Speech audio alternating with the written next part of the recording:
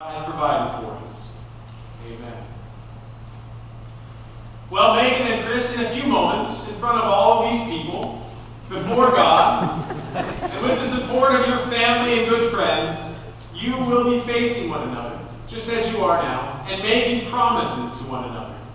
Promises that will join yourselves together for life.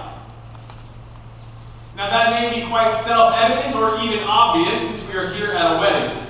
But when I say for life, I don't simply mean until you die or until death separates you. Instead, I mean just what I say, and I mean these promises, this marriage is for life. Because marriage is about life. It's about living together and living for one another. It's not about remembering the past and all the paths that you could have taken, or remembering with regret all that you wished you had done. But it is about living each and every day, looking at the one that you love, holding him or her in your arms, in the joy of living each and every day, knowing that the one you have loves you. For this is God's intention in marriage. It is a gift to us. It is a blessing where husband and wife experience life with one another. For in his wisdom, God knows that life flows out of love.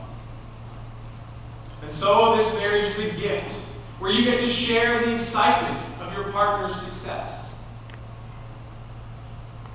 And you get to wonder and joy of seeing each other each and every day.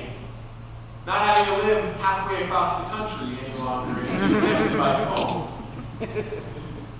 So your love and your marriage are God's gifts to you for life. And you get to live life caring for your spouse. And you get to live life finding this passion in marriage that comes from seeing the sparkle in his eyes just because he has you.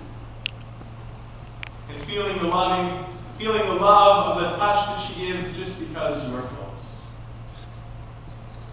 And this is what I mean when I say this for life. And the selection that you made of the greeting from Matthew today is just perfect for this. Because, it's exactly what Jesus is talking about when he talks about marriage. Being one man and one woman joined so that no one will separate them. The question comes to Jesus, when is it lawful to divorce? And rather than answer a question about when separating is possible, giving another rule about how often you must see one another, or that kind of thing, Jesus instead turns the question around and makes it clear that in marriage you are joined for life. For two become one, so that they are no longer two, but one flesh. Most relationships in our lives, they come and go. Friends are in and out of our lives at different times. But here today, by your promises and in God's institution, you are entering into a special bond, a holy vow and a relationship like no other. For together you will always have someone to pick you up when you fall. And together you will always have one another to lean on.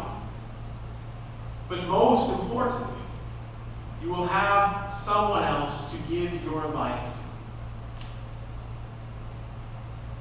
For in your marriage, as you grow ever more and more closely to one another, you will give love and you will give life.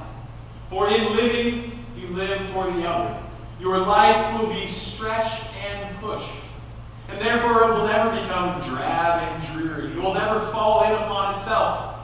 For you will always be pushed to the other's excitement, the other's joys, the other's sorrows. It never runs the risk of becoming a stale existence.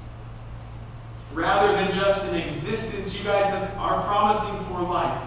What you are now about to promise is not just to be, but to be together, to love, and for honor, and for faithfulness. In short, you are promising for life.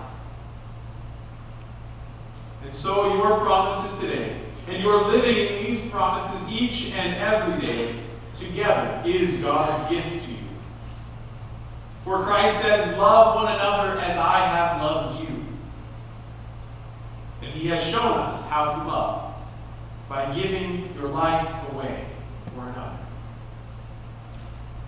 So Christ loves us by giving himself to us for life. That is what you are promising in marriage. Thanks be to God for his great love, which gives us the ability to love one another as you have discovered.